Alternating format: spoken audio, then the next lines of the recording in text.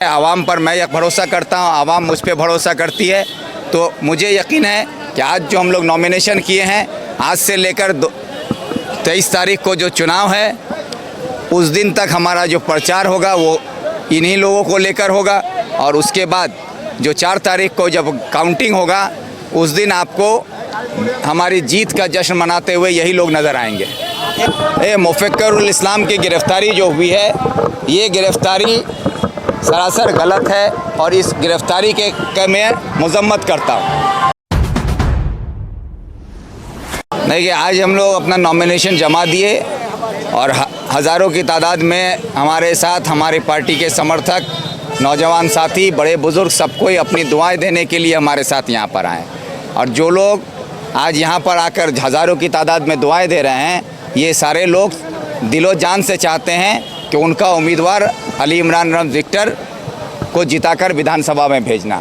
तो मेरी यकीन इन लोगों पर है, आवाम पर मैं भरोसा करता हूँ, आवाम मुझ पे भरोसा करती है।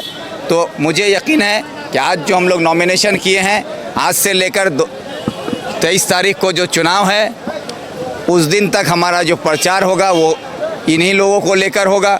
और उसके बाद जो 4 तारीख को जब काउंटिंग होगा उस दिन आपको हमारी जीत का जश्न मनाते हुए यही लोग नज़र आएंगे। एक तरफ टीएमसी, दूसरी तरफ भाजपा, तीसरी तरफ आप, कैसा लग रहा है, कैसा रहेगा मुकाबला?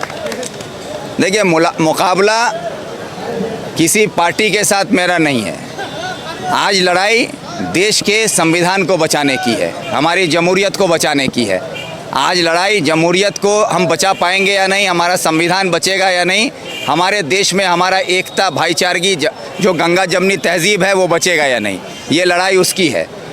और इसी तहज़ीब को ख़त्म करने के लिए, संविधान को ख़त्म करने के लिए, जमहूरियत को ख़त्म करने के लिए आज फ़िरका परस्त ताकत और बंगाल में जिसको हम कहते हैं कि एक सोयलाचारी सरकार, ये जो है ये इस साजिश को अंजाम देने की कोशिश कर रही है।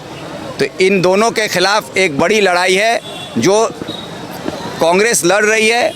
और कांग्रेस ही है कि अब आने वाले वक्त में देश को, राज्य को और देश के संविधान को, जमहूरियत को बचा सकती है।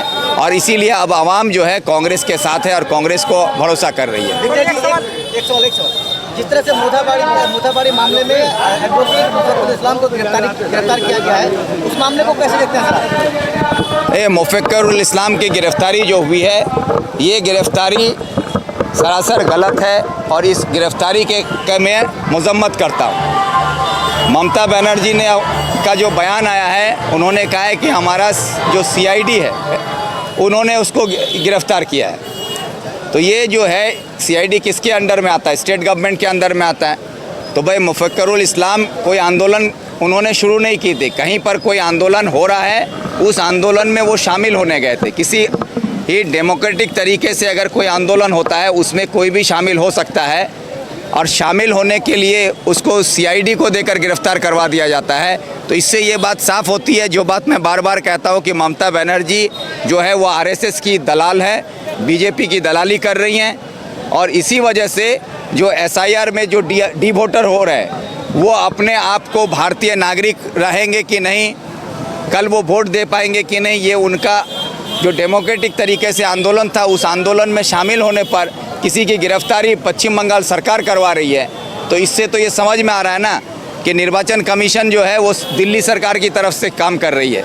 ये बात ममता बनर्जी भी कहती हैं। अगर दिल्ली सरकार कर रही है तो दिल्ली के सरकार के खिलाफ़ जब कोई आंदोलन हो रहा है, उस आंदोलन में कोई शामिल हो रहा है, तो उसको फिर पश्चिम बंगाल की CID क्यों गिरफ़्तार कर रही है? तो इससे साफ है कि मोदी ममता एक हैं। पद्दो फूल और जोड़ा फूल जो है ना, वो ऊपर में दिखाई अलग अलग लगता है कि मिट्टी के नीचे दोनों का जड़ एक ही जगह पर है। ठीक है, चलिए। एक सवाल है, आप तो नॉमिनेशन कर लिए हैं, अपनी लड़ाई लड़ेंगे या जनता की लड़ाई लड़ेंगे? क्योंकि SIR में लाखों जनता के अभी तक लिस्ट में नाम नहीं है। अरे भाई, आप लड़ाई लड़ेंगे या फिर मतलब जनता के साथ? आप लोग अगर न्यूज़ फॉलो करते हो तो आपने देखा होगा कि परसों जो है MCC लगा होने के बावजूद आवाम के हक़ में उनका जो डी वोटर बन गए, लोग डरे समय से, उनके लिए चकुलिया में बिना परमिशन के भी मैं अपने तरफ से एक प्रतिवाद मिছিল निकाला था।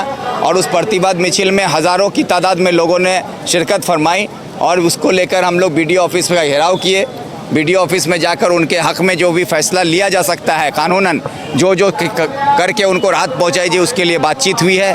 उसमें कुछ वक्त मांगा गया है। अब उस वक्त में क्या करती है सरकार, ये देखना है। अगर नहीं होगी तो ये लड़ाई सिर्फ चाकुलिया की नहीं है। ये लड़ाई सिर्फ चाकुलिया या इस्लामपुर सब डिवीज़न या उत्तर दिनाजपुर में महदूद नहीं रहेगी। ये आग जो है पूरे बंगाल को जला देगी। और इसके लिए मैं मांग करता हूँ हमारे इलेक्शन कमीशन से कि बंगाल एक अमन और सुकून वाली जगह है जहाँ लोग शांति प्रिय हैं, इनको शांति से रहने दिया जाए। और जो हमारे भी बंगाल में जो जायज़ वोटर हैं, उनका 23 तारीख को वोट होने से पहले उन तमाम लोगों को वोटर लिस्ट में शामिल किया जाए।